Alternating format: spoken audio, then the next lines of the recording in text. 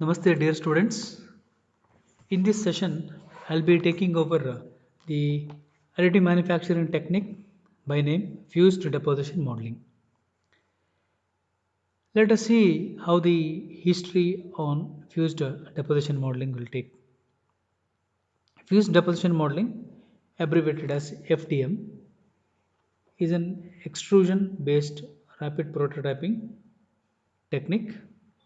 Although it works on the same layer by layer technique or principle as the any other RP systems. Fused deposition modeling relies on the standard STL data file for the input, and it is capable of using multiple build materials in build or support relationship.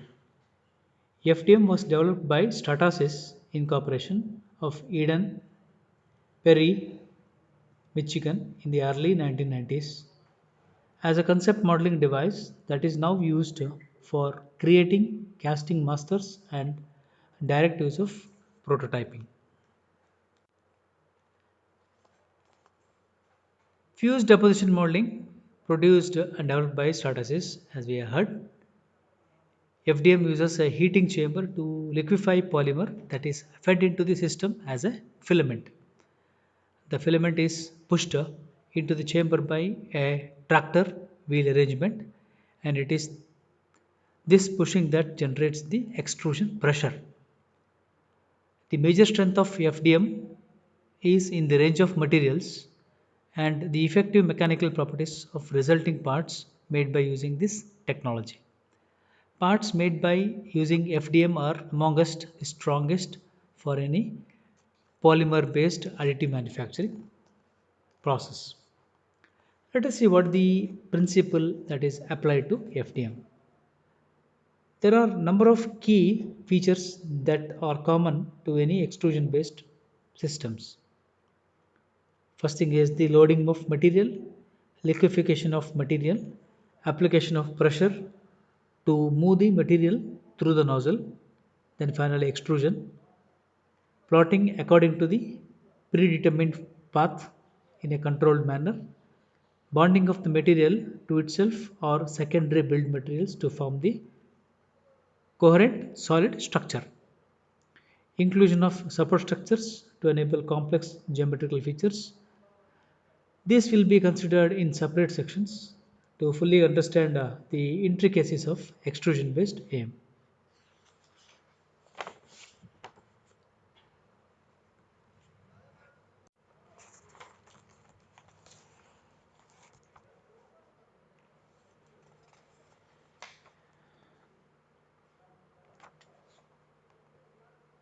We are seeing the fused deposition modeling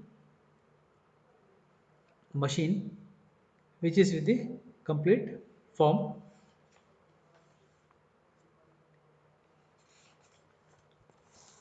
Let's see how the parts are obtained by the fused deposition modeling machine.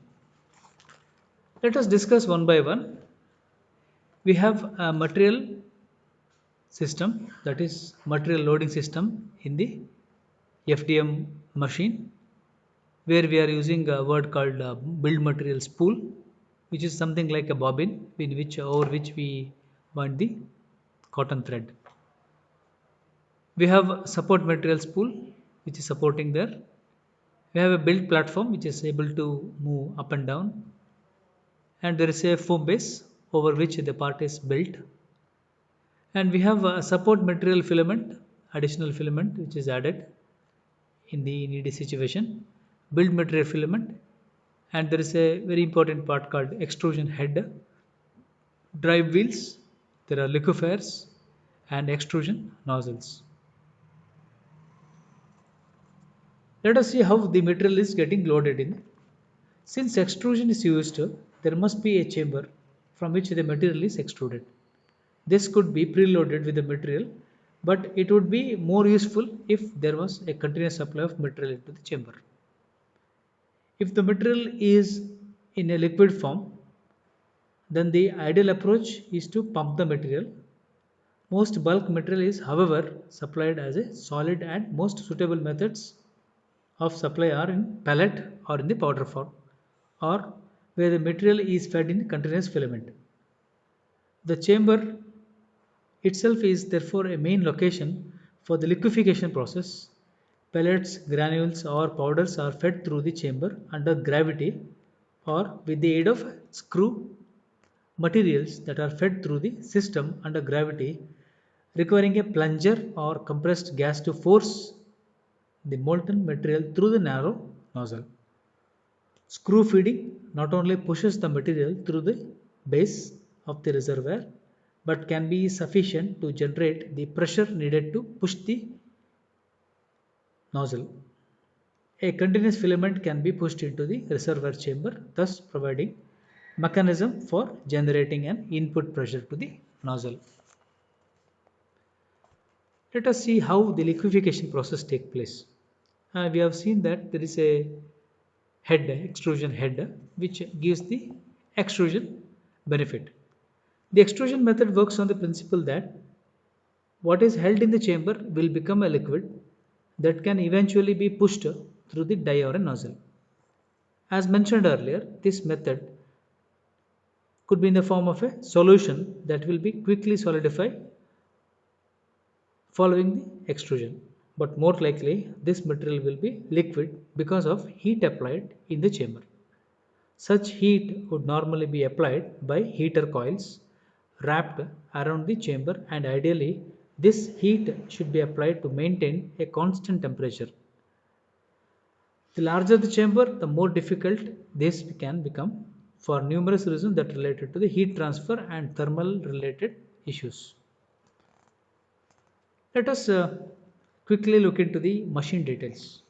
The FDM systems have evolved through several models beginning with the original 3D modeler, a floor unit, and progressing through the various desktop units including the 1500, 1600, 1650, 2000, 3000, 8000, and quantum.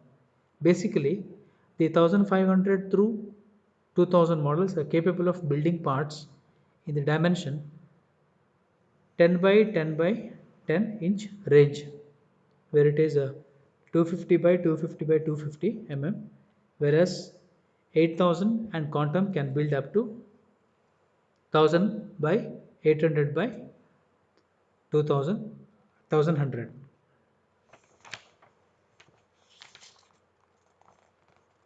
Let us see how the software is related to this particular process. The software, all the machines use the powerful QuickSlice QS software manufactured by the Stratasys to manipulate and prepare the incoming STL data for the use in the FDM machines. The software can be operated on various types of workstations from Unix to PC based, and the modelers can either be operated directly from the workstation or by a dummy PC whose sole purpose is to free up the time and space in the workstation. Let us focus something on the build materials. The FDM can be equipped to build with investment casting, wax, acrylonitrile, butadiene styrene ABS plastic, medical grade ABS thermoplastics, and elastomer, although with the ABS is currently used the most. The build and support materials come in filament form about 0.070 inches in diameter and rolled up into spool. The spools mount on a spindle in the rear side of the machine, and the filament feeds a flexible tube attached to the back of the extrusion head. The most popular material is the ABS, which can be used in the current Stratasys FDM machines. Some machines also have the option of using ABS blended with the polycarbonate. The variety of materials used in the FDM are ABS, ABSi, ABS plus ABS, PC goes to polycarbonate, and their characteristic values are mentioned here for your comparison. The extrusion head. The extrusion head is the key in FDM technology. The head is a compact and removable unit, good for materials changeover and the maintenance. It consists of following crucial components: One is the drive blocks, which will be driving the raw material feeding mechanisms and are mounted on the back of the header. The heating chamber, which heats up to 90 degree in a curved elbow wrapped in heating element, which serves two primary functions. That is, one is to change the direction of the filament flow so that the material is extruded vertically downward. Secondly, the most important is to serve as a melting area for the material. So build substrate.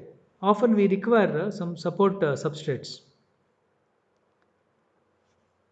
FDM works best with the polymers that are amorphous in nature rather than the highly crystalline polymers. This is because polymers that work best are those that are extruded in a viscous paste rather than in a lower viscosity. The viscosity at which these amorphous polymers extruded under the pressure is high enough that their shape will be largely maintained after the extrusion, maintaining the extrusion shape and enabling them to solidify quickly. And what are the applications of this FDM? These FDM machines are used to develop concept or design and develop a model for visualization. The models which are come out of this FDM can be directly usable components. We can also generate the parts which are for the investment casting. So medical applications include we have to use the medical grade ABS, which has been provided by the US Food and Drug Administrative FDA, and therefore is used by medical industry to produce various parts within the industry. Since CT scan and MRI data can be converted into STL much easily, custom models of internal organs, bones, etc. can be reconstructed and studied before the patient ever goes into the surgery. And this has got an advantage of producing flexible components. Recently released elastomer materials opens yet another dimension of functionality for FDM systems. Flexible test components such as seals, shrouds, and tubing can be prototyped with the elastomer material to prove out the concepts of make and sell the crucial designs. So this is all about fused deposition model. Thank you.